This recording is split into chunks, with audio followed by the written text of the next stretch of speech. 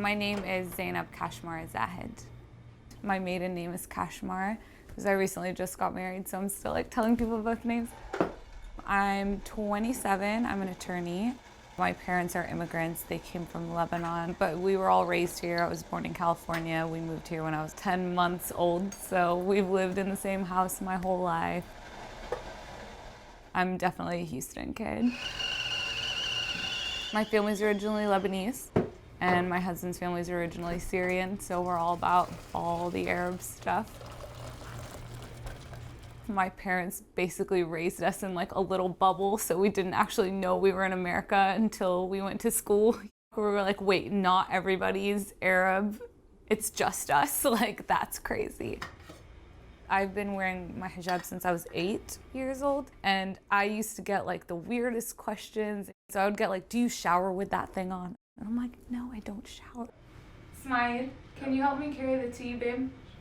I was like born and raised here, but I always get the question like, oh, so where are you from? And then when I say I'm from here, people are like, no, where are you actually from? I'm like, no, I'm actually from here, you know? I actually was born and raised here. People compliment my English all the time.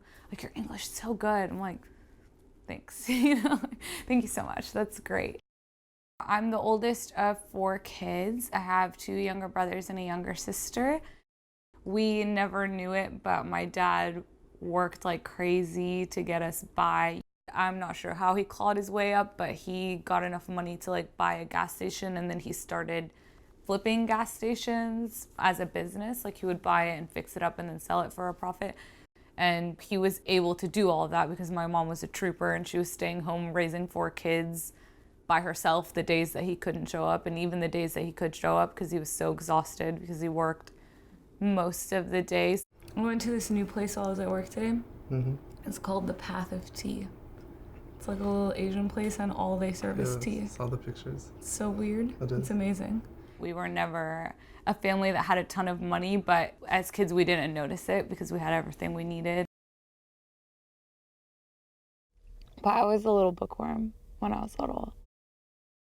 I had a public library card, and I would like make my mom take me once a week, and I'd check out like a stack of books and then read all of them and bring them back, and I was that kid. I loved reading, I loved English, so I ended up majoring in English when I went to U of H, and then obviously that turned into going to law school. Almost everyone of ordinary information understands very well what is meant by the word law. But my dad stopped working for health reasons, and he was actually in the hospital for like 6 or 7 weeks. It was clear that he wasn't going to be able to go back to work. I had a big scholarship to U of H. I didn't need to take out all the student loans, but my family needed me to. It was never a question. It was just something that I did because it was what I should have done.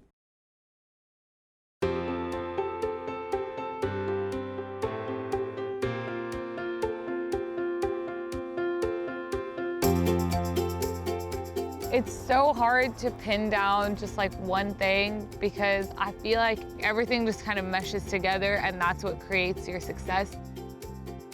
It's a balance of like your family and your friends and your law school friends, which is just like a completely different animal because they know you so much better than everybody else because they did this too. I could tell you how hard it was 100 times, and you will never understand how hard it was until you do it.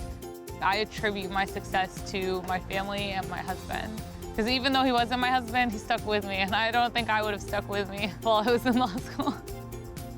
I would have left myself just sitting on the floor crying, but like, I'm done. I'm gonna move on, you know? All right, so channel 1 is gonna be your wire, and I'm thinking,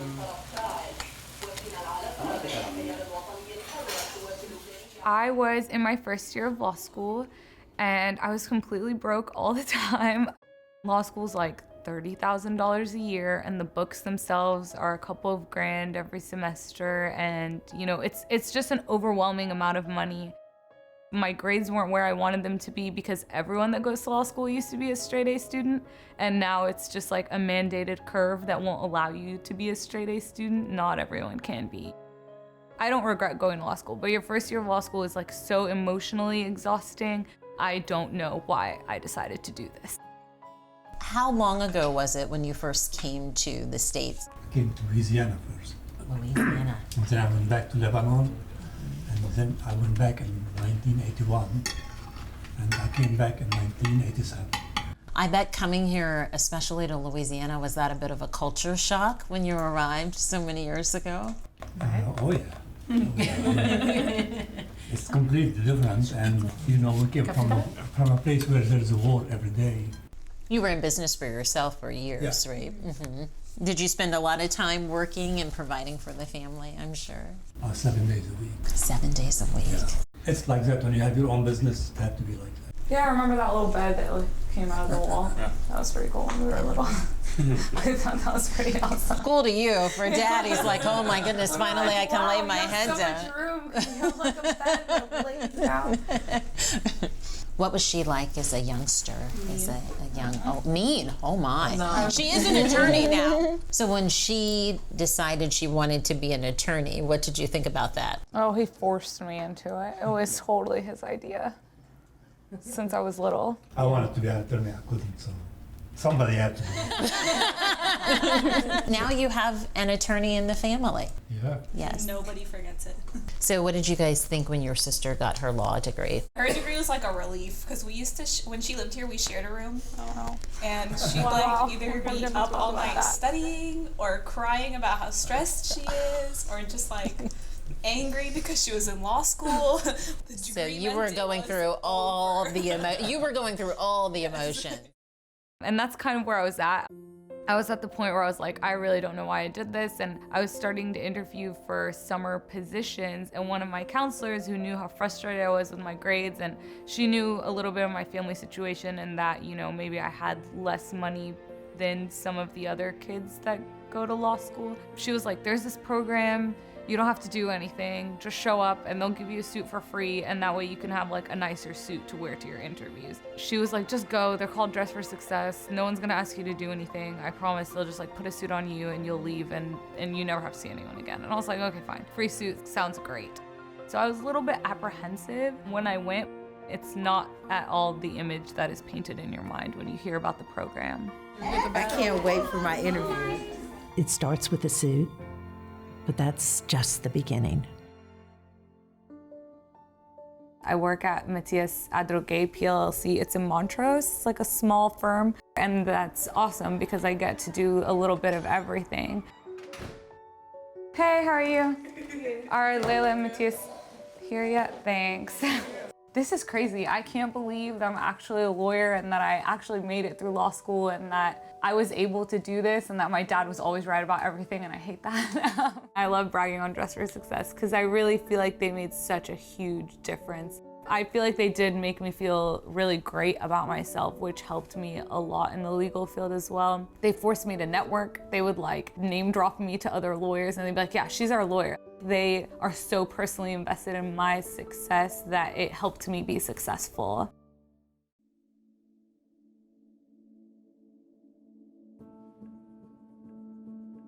I still wear a suit from Dress for Success every time I go to court. It's hanging in my office, my one left Dress for Success suit that fits me. And I literally wear it all the time because it's like the perfect black suit and it goes with everything. I could probably afford to buy a nice suit now, but I just haven't bothered. It reminds me of all the struggle that I went through and like all the women that helped me along the way. So I love it, and I'm probably gonna wear it until it's like on its last threads.